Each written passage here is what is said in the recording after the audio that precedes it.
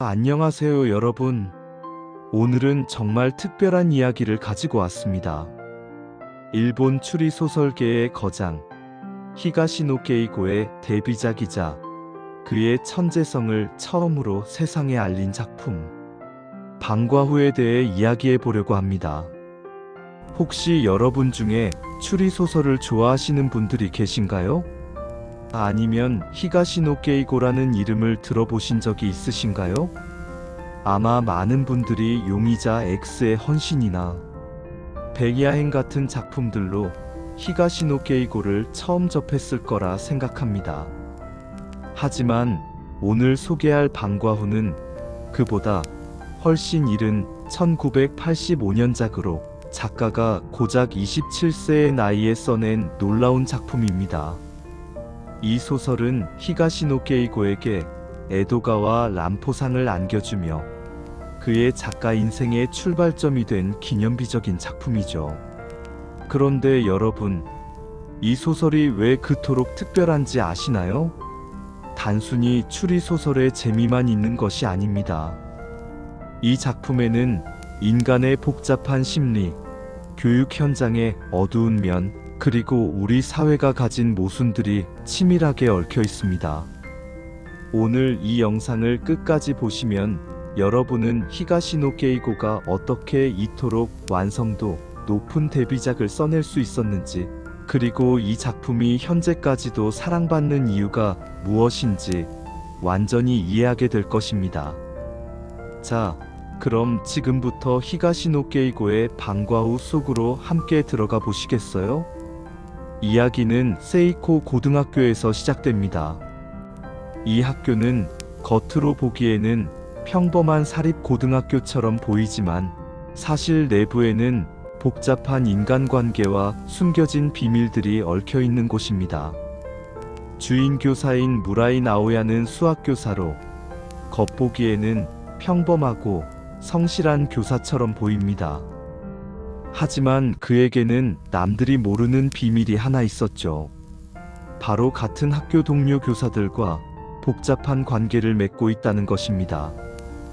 무라이는 동료 교사인 아사히 마유미와 은밀한 관계를 유지하고 있었습니다. 마유미는 국어교사로 외모도 뛰어나고 학생들 사이에서도 인기가 높은 교사였죠. 하지만 그들의 관계는 단순한 불륜이 아니었습니다. 서로에 대한 진정한 감정이 있었지만 동시에 각자가 가진 복잡한 사정들로 인해 쉽게 공개할 수 없는 관계였던 것입니다. 그런데 여기서 이야기가 복잡해지기 시작합니다. 학교에는 또 다른 교사인 이시다 준코가 있었습니다. 준코는 화학교사로 마유미와는 대조적으로 조용하고 내성적인 성격의 소유자였죠. 하지만 그녀 역시 무라이에게 특별한 감정을 품고 있었습니다. 이렇게 세 사람 사이에 미묘한 삼각관계가 형성되면서 이야기의 긴장감은 점점 고조되기 시작합니다. 히가시노 게이고는 이런 복잡한 인간관계를 묘사할 때 정말 탁월한 솜씨를 보여줍니다. 그는 단순히 표면적인 갈등만을 그리는 것이 아니라 각 인물들의 내면 깊숙한 곳에 숨겨진 욕망과 두려움, 그리고 질투심까지 세밀하게 파헤쳐 나갑니다. 특히 교사라는 직업이 가진 특수성, 즉 학생들 앞에서는 모범적이어야 한다는 압박감과 개인적인 감정 사이의 갈등을 매우 현실적으로 그려냅니다. 이런 상황에서 학교에는 또 다른 중요한 인물이 등장합니다. 바로 학생회장인 오가와 가즈히코입니다. 가즈히코는 성적도 우수하고 리더십도 뛰어난 모범적인 학생으로 보이지만 사실 그 역시 복잡한 내면을 가진 인물입니다. 그는 무라이 선생님을 존경하면서도 동시에 선생님들의 복잡한 관계를 어렴풋이 눈치채고 있었죠. 가즈히코와 함께 중요한 역할을 하는 학생이 바로 마에다 유미코입니다. 유미코는 학생회 부회장으로 가즈히코와는 다른 방식으로 예리한 관찰력을 가진 인물입니다. 그녀는 특히 여성으로서의 직감으로 교사들 사이의 미묘한 감정의 흐름을 포착해내는 능력이 뛰어났죠. 이런 학생들의 존재는 이야기에 또 다른 차원의 복잡성을 더해줍니다. 그런데 이렇게 복잡하게 얽힌 인간관계 속에서 결정적인 사건이 발생합니다. 바로 이시다 준코 교사의 죽음입니다. 어느 날 방과 후 준코가 화학실험실에서 시아나칼륨 중독으로 죽은 채 발견된 것입니다. 처음에는 자살로 추정되었지만 곧 여러 가지 의문점들이 제기되기 시작합니다. 준코의 죽음을 둘러싼 의문점들을 하나씩 살펴보면 정말 흥미롭습니다. 먼저, 왜 준코가 자살을 선택했을까요? 겉으로 보기에는 특별한 문제가 없어 보였던 그녀가 왜 그런 극단적인 선택을 했을까요?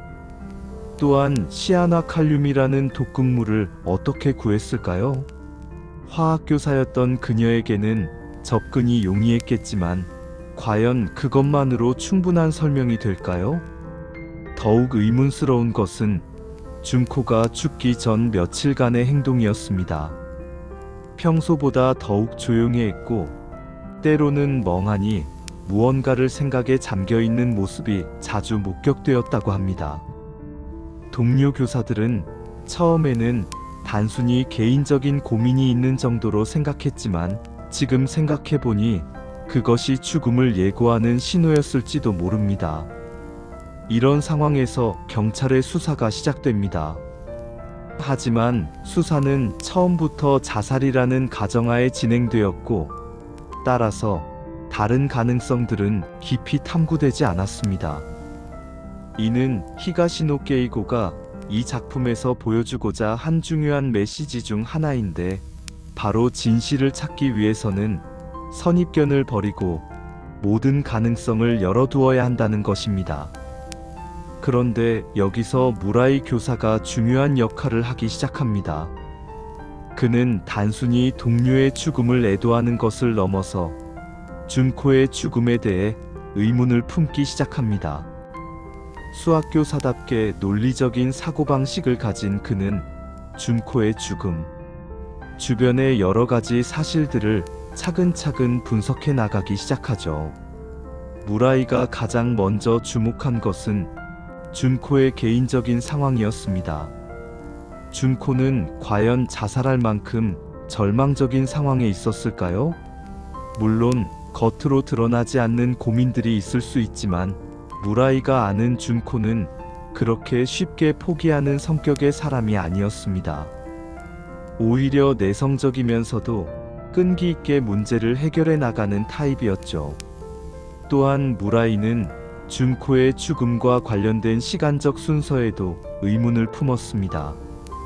준코가 마지막으로 목격된 시간과 죽음이 추정되는 시간 사이에는 몇 시간의 공백이 있었는데 이 시간 동안 무엇이 일어났을까요? 또한 그 시간대에 학교에 있었던 사람들은 누구일까요? 이런 의문들을 하나씩 파헤쳐 나가면서 무라이는 놀라운 사실을 발견하게 됩니다. 바로 준코의 죽음 당일 학교에는 생각보다 많은 사람들이 남아 있었다는 것입니다. 물론 방과 후이기 때문에 대부분의 학생과 교직원들은 집으로 돌아갔지만 몇몇 사람들은 다양한 이유로 학교에 남아 있었던 것이죠. 그 중에는 당연히 무라이 자신도 포함되어 있었고 마유미 교사도 있었습니다. 또한 몇몇 학생들도 동아리 활동이나 보충 수업을 위해 학교에 남아 있었죠. 가즈히코와 유미코도 학생회 업무 때문에 늦게까지 학교에 있었습니다. 이렇게 보면 준코의 죽음을 목격했거나 관련될 수 있는 사람들의 범위가 상당히 넓어집니다. 무라이는 이런 상황에서 매우 신중하게 행동해야 했습니다. 왜냐하면 그 자신도 준코와 복잡한 관계에 있었고 동시에 마유미와의 관계도 있었기 때문입니다. 만약 이런 개인적인 관계들이 드러난다면 그는 용의자가 될 수도 있었죠. 하지만 진실을 알고 싶은 마음과 동료에 대한 의리가 그를 계속 전진하게 만들었습니다. 이런 과정에서 히가시노 게이고는 인간의 복잡한 심리를 매우 세밀하게 그려냅니다. 무라이는 진실을 알고 싶어 하면서도 동시에 그 진실이 자신에게 불리할 수 있다는 두려움도 가지고 있었죠. 또한 마유미에 대한 감정과 준코에 대한 죄책감 사이에서 갈등하기도 합니다. 이런 내적 갈등이 이야기에 깊이를 더해줍니다.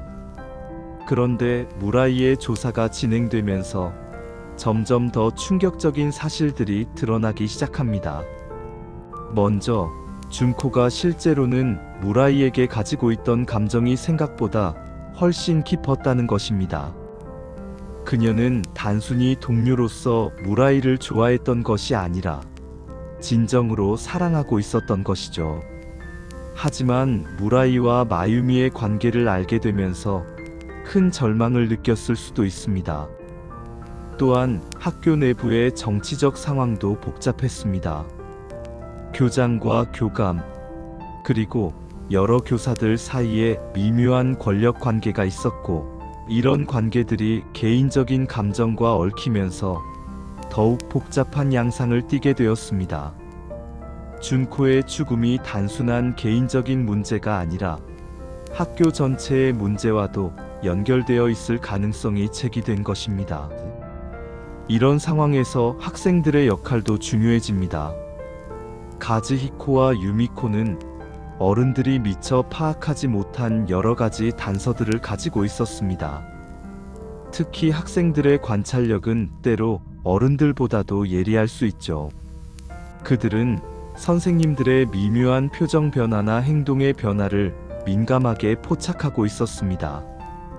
유미코는 특히 여성으로서의 직감으로 교사들 사이의 감정적 역학관계를 정확하게 파악하고 있었습니다. 그녀는 무라이와 마유미 사이의 특별한 관계를 눈치채고 있었을 뿐만 아니라 준코 교사의 외로움과 슬픔도 어느 정도 감지하고 있었던 것 같습니다. 이런 학생들의 관찰은 사건 해결에 중요한 실마리를 제공합니다. 가즈히코 역시 리더로서의 책임감 때문에 학교에서 일어나는 일들에 대해 남다른 관심을 가지고 있었습니다. 그는 준코 교사의 죽음이 학교 전체의 분위기에 미칠 영향을 걱정하고 있었고, 동시에 진실이 무엇인지 알고 싶어 했습니다. 이런 그의 모습은 때로 어른들보다도 더 성숙해 보이기도 했죠. 하지만 학생들도 완전히 순수한 존재는 아니었습니다. 그들 역시 각자의 개인적인 문제와 고민을 가지고 있었고, 때로는 어른들의 복잡한 관계를 흉내내기도 했습니다. 이런 학생들의 모습은 이 작품이 단순한 추리소설을 넘어서 성장소설의 성격도 가지고 있음을 보여줍니다. 무라이의 조사가 계속되면서 더욱 놀라운 사실이 밝혀집니다. 바로 준코의 죽음 직전에 그녀가 누군가와 만났다는 것입니다. 이 만남은 우연한 것이 아니라 계획된 것으로 보였고, 준코는 그 만남을 통해 중요한 이야기를 나누었을 가능성이 높았습니다. 그렇다면 그 상대방은 누구였을까요? 이 시점에서 이야기는 더욱 복잡한 양상을 띠게 됩니다. 준코가 만난 사람이 과연 그녀의 죽음과 직접적인 관련이 있을까요? 아니면 단순히 우연의 일치일까요? 무라이는 이런 의문들을 해결하기 위해 더욱 치밀한 조사를 시작합니다. 그는 준코의 개인적인 기록들을 살펴보고 그녀의 마지막 며칠간의 행적을 추적해 나갑니다. 그 과정에서 무라이는 준코가 남긴 일기장을 발견하게 됩니다. 이 일기장에는 그녀의 내면적 고민들이 솔직하게 기록되어 있었습니다. 무라이에 대한 감정, 마유미에 대한 질투심, 그리고 자신의 외로움에 대한 이야기들이 담겨 있었죠. 이 일기장은 준코의 심리 상태를 이해하는 중요한 단서가 되었습니다. 하지만 일기장만으로는 충분하지 않았습니다. 무라이는 준코의 죽음 당일의 상황을 더욱 자세히 재구성해야 했습니다. 그는 그날 학교에 남아 있었던 모든 사람들의 위치와 행동을 파악하려고 노력했습니다. 이는 마치 퍼즐을 맞추는 것과 같은 작업이었죠. 이런 과정에서 무라이는 자신도 모르게 깊은 심리적 압박을 받게 됩니다. 진실을 찾고 싶은 마음과 그 진실이 가져올 결과에 대한 두려움 사이에서 갈등하게 된 것입니다. 특히 마유미와의 관계가 드러날 가능성에 대해 걱정하면서도 동시에 준코에 대한 죄책감으로 인해 계속 조사를 포기할 수 없었습니다. 그런데 이때 예상치 못한 일이 발생합니다. 바로 또 다른 사건이 일어난 것입니다.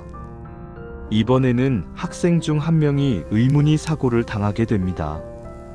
처음에는 단순한 사고로 보였지만 준코의 죽음과 연관되어 있을 가능성이 제기되면서 상황은 더욱 복잡해집니다. 이 두 번째 사건은 무라이에게 큰 충격을 줍니다.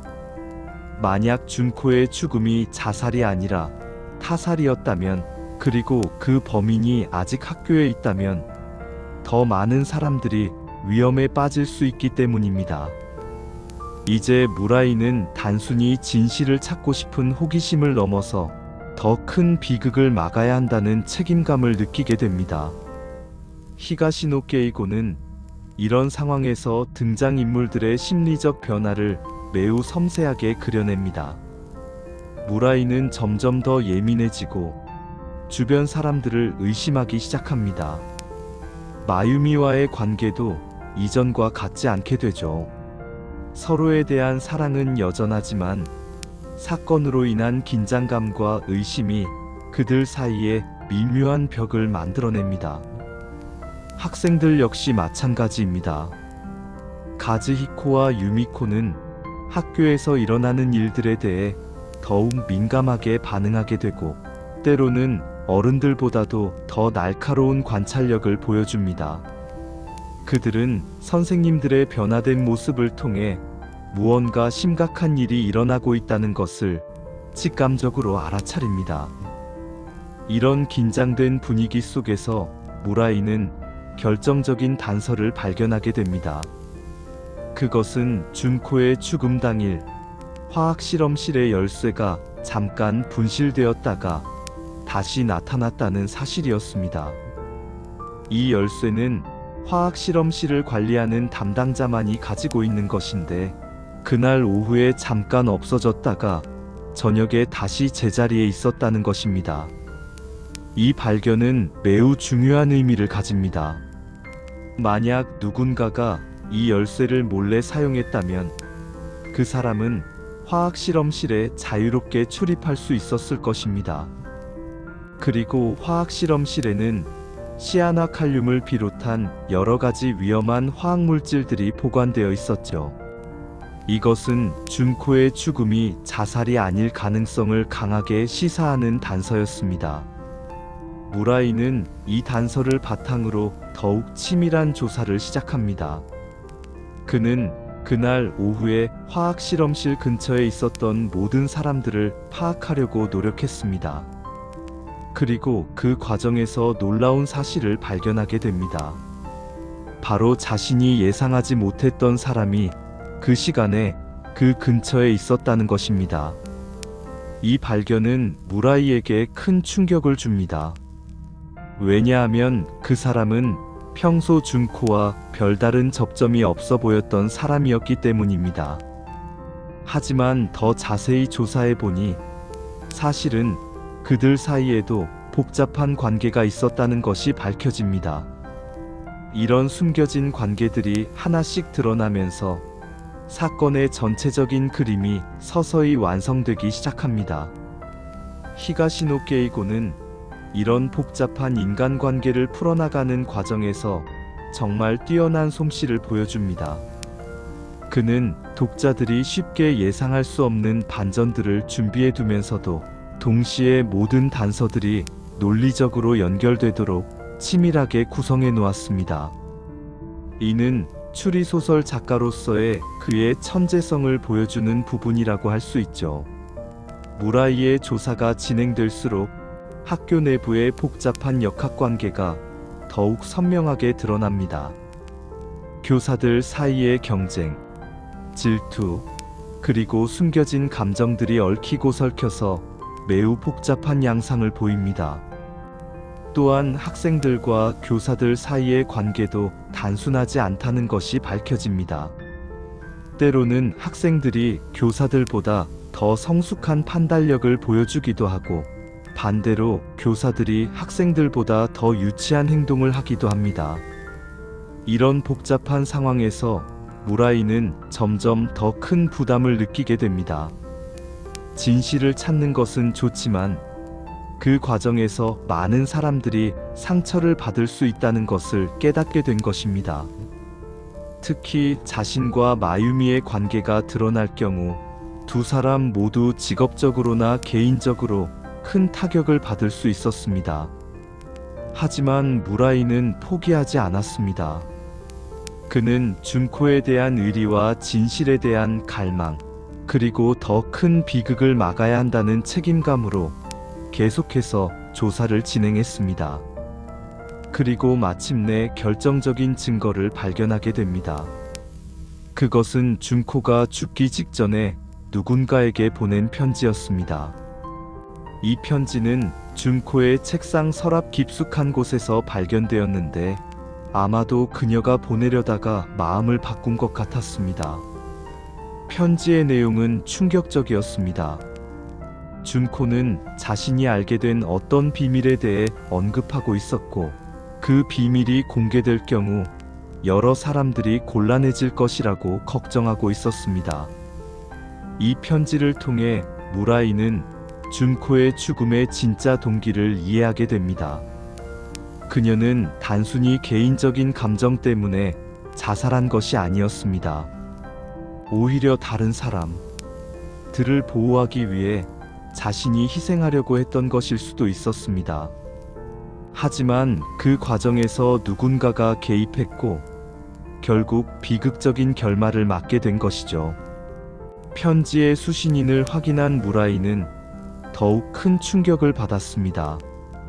그 상대방은 바로 자신이 전혀 의심하지 않았던 사람이었고, 평소에는 매우 온화하고 신뢰할 만한 인물로 여겨졌던 사람이었습니다.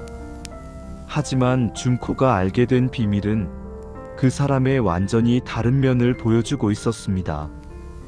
무라이는 이제 선택의 기로에 서게 되었습니다. 이 모든 진실을 공개할 것인가? 아니면 조용히 덮어버릴 것인가? 진실을 공개하면 정의가 실현되겠지만 동시에 무고한 사람들까지 상처받을 수 있었습니다. 반대로 진실을 숨기면 준코의 죽음은 영원히 미스터리로 남게 될 것이었습니다. 이런 딜레마 속에서 무라이는 가즈이코와 유미코에게 도움을 요청하게 됩니다. 어른들보다 때로는 더 순수하고 명확한 판단력을 가진 학생들의 의견을 듣고 싶었던 것이죠. 놀랍게도 두 학생은 이미 상당 부분의 진실을 파악하고 있었습니다. 그들의 예리한 관찰력과 순수한 정의감은 무라이에게 새로운 관점을 제시해 주었습니다. 결국 무라이는 진실을 밝히기로 결정합니다. 하지만 그는 단순히 범인을 고발하는 것이 아니라 모든 관련자들이 최소한의 상처로 이 상황을 해결할 수 있는 방법을 찾고자 했습니다. 그는 범인과 직접 대면하여 진실을 확인하고 자수를 권유했습니다. 그 과정에서 드러난 진실은 정말 복잡하고 씁쓸한 것이었습니다. 준코의 죽음은 계획된 살인이 아니라 우발적인 사고에 가까웠지만 그 뒤에 숨겨진 인간적인 약함과 이기심은 매우 안타까운 것이었습니다. 히가시노 게이고는 이를 통해 인간 본성의 복잡함과 현실의 잔혹함을 동시에 보여줍니다. 마침내 사건이 해결되고 나서 무라이는 많은 것을 깨닫게 됩니다. 진실을 찾는 것도 중요하지만 그 과정에서 인간관계와 상처에 대해 생각해보는 것도 똑같이 중요하다는 것을 말이죠. 그리고 마유미와의 관계도 이전과는 다른 차원에서 발전하게 됩니다. 두 사람은 이 사건을 통해 서로에 대해 더 깊이 이해하게 되었고 더욱 성숙한 관계를 형성하게 됩니다. 가즈히코와 유미코 같은 학생들도 이 사건을 통해 많이 성장했습니다. 그들은 어른들의 세계가 생각보다 복잡하고 때로는 불완전하다는 것을 배웠지만 동시에 진실과 정의를 추구하는 것의 중요함도 깨달았습니다. 이는 그들이 앞으로 살아가면서 매우 중요한 교훈이 될 것입니다. 히가시노 게이고는 이 작품을 통해 단순한 추리 소설을 넘어서 인간 드라마를 완성했습니다. 그는 범인을 찾는 것뿐만 아니라 그 과정에서 드러나는 인간의 다양한 면모들을 섬세하게 그려냈습니다. 사랑과 질투, 희생과 이기심, 진실과 거짓 사이에서 흔들리는 인간들의 모습이 매우 현실적이고 감동적으로 묘사되었습니다. 그리고 마지막에 가서 독자들은 깨닫게 됩니다. 이 이야기의 진정한 주제는 범죄 해결이 아니라 인간에 대한 이해였다는 것을 말이죠. 방과 후라는 시간적 배경도 단순한 설정이 아니라 공식적인 시간이 끝난 후에 드러나는 인간의 진짜 모습을 상징하는 것이었습니다. 자, 여러분. 지금까지 히가시노 게이고의 데뷔작 방과 후에 대해 함께 살펴보았습니다. 이 작품이 왜 그토록 특별한 의미를 가지는지 이해하셨나요? 먼저, 이 작품은 히가시노 게이고의 작가적 재능을 처음으로 세상에 알린 기념비적인 작품입니다. 고작 27세의 나이에 이토록 완성도 높은 추리소설을 써낸 것은 정말 놀라운 일이죠. 둘째로, 이 소설은 단순한 추리소설을 넘어서 깊이 있는 인간 드라마를 보여줍니다. 교육 현장을 배경으로 하여 교사와 학생들의 복잡한 심리와 관계를 섬세하게 그려낸 것이 인상적입니다. 셋째로, 방과 후라는 시간적 설정을 통해 공식적인 가면 뒤에 숨겨진 인간의 진실한 모습을 탐구했다는 점에서 문학적 깊이를 가지고 있습니다. 넷째로, 이 작품에서 보여준 치밀한 구성과 논리적 전개는 후에 히가시노 게이고가 추리소설의 거장이 될 수 있었던 토대가 되었습니다. 마지막으로, 현재까지도 많은 독자들에게 사랑받고 있다는 것은 이 작품이 시대를 초월한 보편적 가치를 담고 있다는 증거입니다. 오늘 이 영상을 통해 여러분도 히가시노 게이고의 방과 후에 대해 관심을 가지게 되셨기를 바랍니다. 아직 읽어보지 않으신 분들이라면 꼭 한번 도전해 보시기를 강력히 추천드립니다. 분명히 추리소설의 묘미와 함께 인간에 대한 깊이 있는 통찰을 얻으실 수 있을 것입니다. 모든 분들께 진심으로 감사드립니다.